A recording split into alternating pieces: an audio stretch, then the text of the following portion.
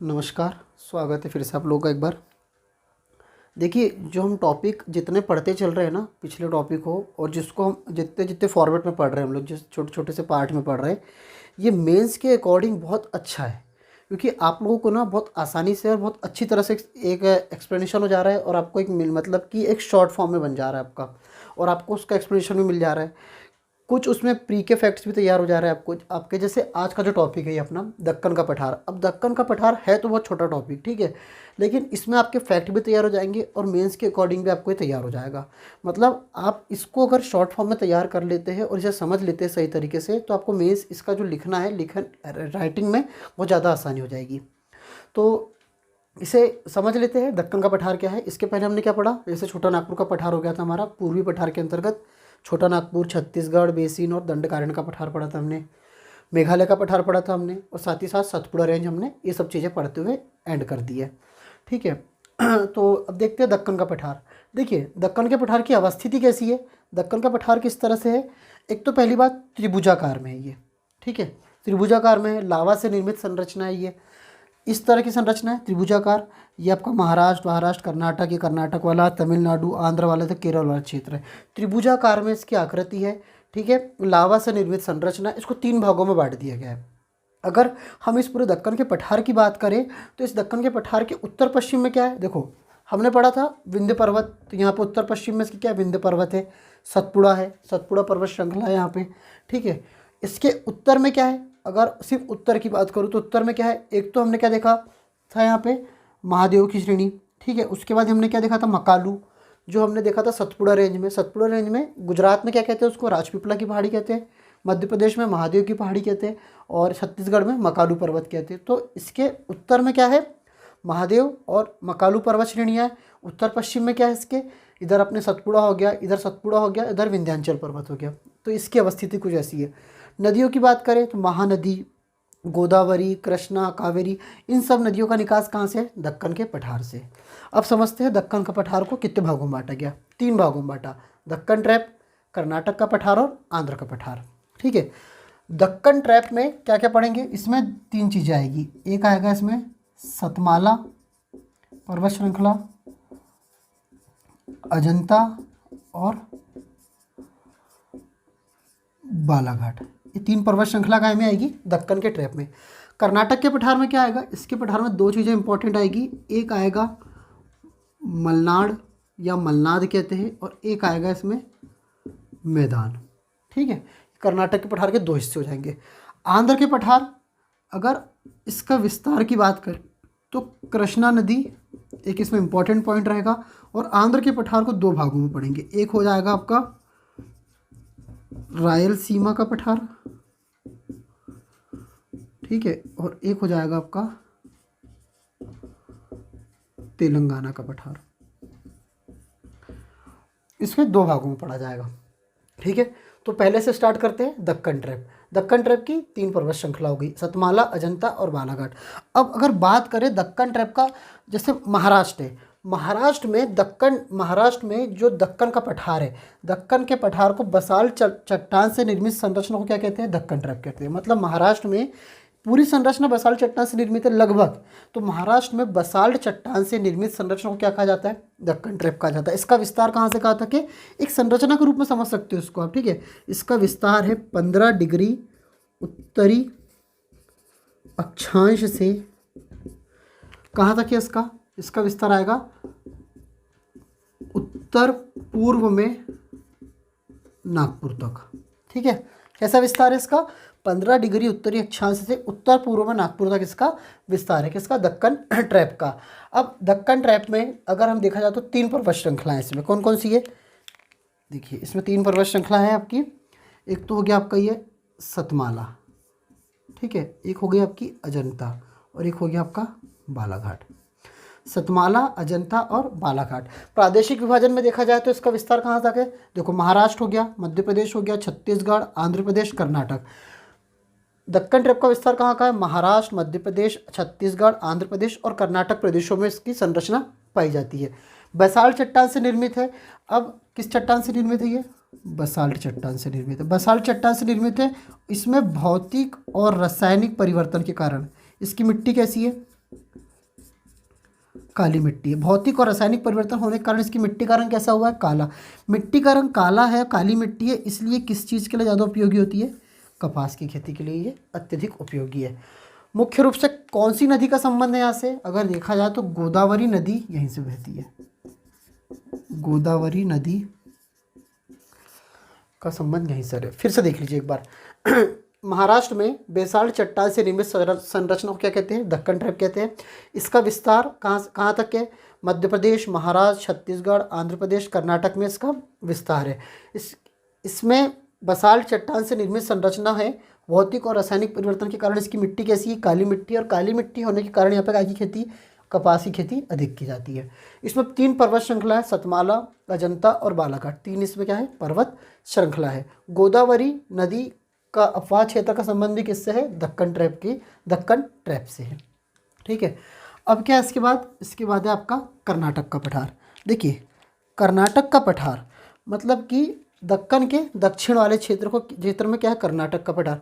कर्नाटक के पठार को मतलब अगर देखा जाए तो उच्चावच संबंधी संरचना के आधार पर, देखो कैसा,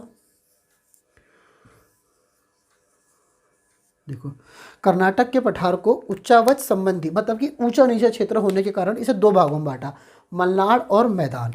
कितने भागों में बांटा है इसको? 2 भागों में। एक है मलनाड और दूसरा है आपका मैदान। ठीक है। जो क्षेत्र अधिक विषमता रखता है मतलब उच्चावच विषमता जहाँ की अधिक है, मतलब क्षेत्रीय विषमता जहाँ अधिक है, जो ज़्यादा ऊंचा नीचा क्षेत्र है उसको क्या कहा जाता है? मलनाड कहते हैं। और इसी के पूर्व में जो क्षेत्र कम ऊंचा नीचा उसको क्या कहा जाता है? मैदान कहा जाता है। देखिए, मलनाड में ये जो क्षेत्र है, इस मलनाड के जो पश्चिमी पर्वत श्रृंखला है, जैसे यहाँ की पश्चिमी पर्वत श्रृंखला लगभग इनका विस्तार कुछ इस तरह से है। ठीक है। यहाँ की जो पश्चिमी पर्वत श्रृंखला है मलनाड, पश्चिमी पर्वत श्रृंखला में सबसे ऊंची पर्वत श्रृंखला किसकी है? बाबा बुदान पर्वत की। ठीक है। मलनाड क्षेत्र में पश्चिमी पर्वत श्रृंखला में सबसे ऊंची पर्वत श्रृंखला कौन सी है? बाबा बुदान। और इस बाबा बुदान पर्वत की सबसे ऊंची चोटी कौन सी है? कुद्रेमुख। ठीक है, समझिए। कर्नाटक के पठार को उच्चावच संबंधी संरचना के आधार पर 2 भागों में बांटा है।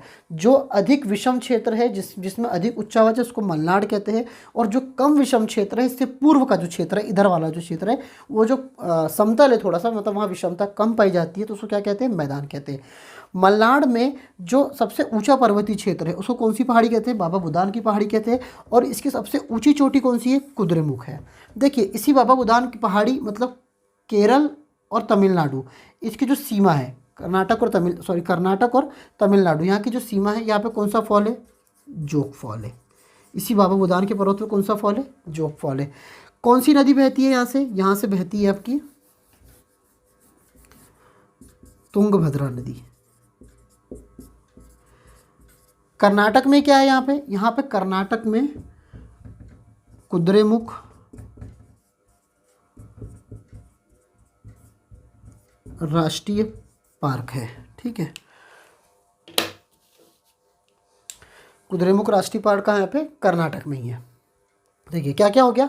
मलनाड, बाबा बुदान पर्वत, इसकी सबसे ऊंची पर्वत श्रृंखला, उसकी सबसे ऊंची चोटी कौन सी है? कुद्रेमुख है। कुद्रेमुख, यहीं पे कौन सा जलप्रपात है आपका? जोग जलप्रपात है। जोग फॉल है, मतलब जोग जलप्रपात है। कौन सी नदी बहती है यहाँ से? तुंगभद्रा नदी कहती है। देखिए, लौह अयस्क की अधिक उपलब्धता है यहाँ पे। और मतलब एक सबसे महत्वपूर्ण बात क्या है यहाँ पे जो विस्तार मतलब विकास भी हुआ, क्या कारण हुआ है? लौह अयस्क की उपलब्धता होने के कारण। तो लौह अयस्क की सबसे अधिक उपलब्धता होने के कारण यहाँ पे उद्योगों का सर्वाधिक विकास हुआ है। ठीक है। सबसे एक मेन चीज़ इसमें ये भी होगी कि लौह अयस्क की उपलब्धता होने के कारण यहाँ पे विकास अधिक हुआ है। अब देखिए, अब कौन सा आता है आपका?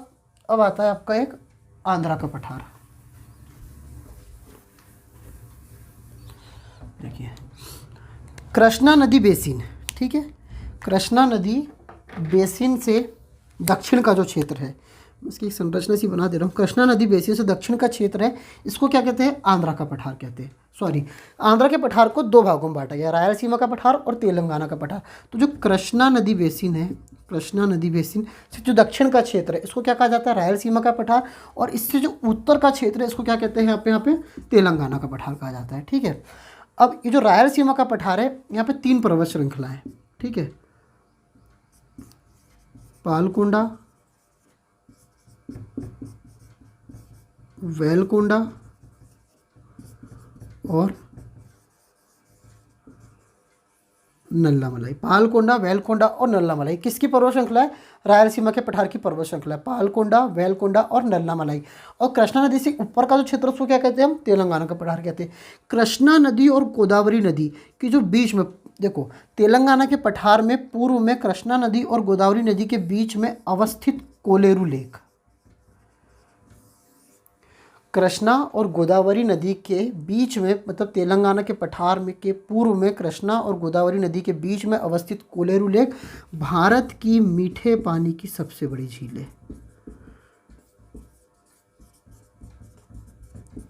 और ये एशिया की सबसे बड़ी दलदली क्षेत्र है। एशिया का दलदली भूमि है। एशिया की सबसे बड़ी दलदली भूमि है। तीन चीज़ क्या क्या देख ली हमने? दक्कन ट्रैप, कर्नाटक का पठार और आंध्र का पठार। इसमें हमने समझा सतमाला, अजंता, बालाघाट, इसका विस्तार कहाँ से कहाँ तक है, कौन सी नदी का इससे संबंध है। इसके अलावा कर्नाटक के पठार को मलनाड और मैदान दो भागों में बांटा गया है। जो अधिक उच्चावच वाले क्षेत्र है उसको मलनाड कहते हैं, जो कम उच्चावच, जो कम विषमता रखते हैं उसे मैदान कहते हैं। मलनाड में एक पर्वत श्रृंखला है, ये इसका क्या कहता है? बाबा बुदान का पर्वत, जिसकी सबसे ऊंची चोटी है कुद्रेमुख, और यहीं से तुंगभद्रा नदी निकली है। और कुद्रेमुख राष्ट्रीय पार्क है यहाँ पे, ठीक है। इसके अलावा यहीं पे कर्नाटक के पठार में क्या है? जोग जलप्रपात है। इसी के अलावा अगर हम कर्नाटक के मैदान की बात करें तो बेंगलुरु का मैदान, बेंगलुरु और मैसूर का मैदान, बेंगलुरु का मैदान और मैसूर का मैदान, कर्नाटक में जो मैदानी क्षेत्र है इसमें इनकी औसत ऊंचाई सर्वाधिक है। फिर बात आती है कि आंध्र के पठार की। आंध्र के पठार को दो भागों में बांटा गया, रायलसीमा का पठार और तेलंगाना का पठार।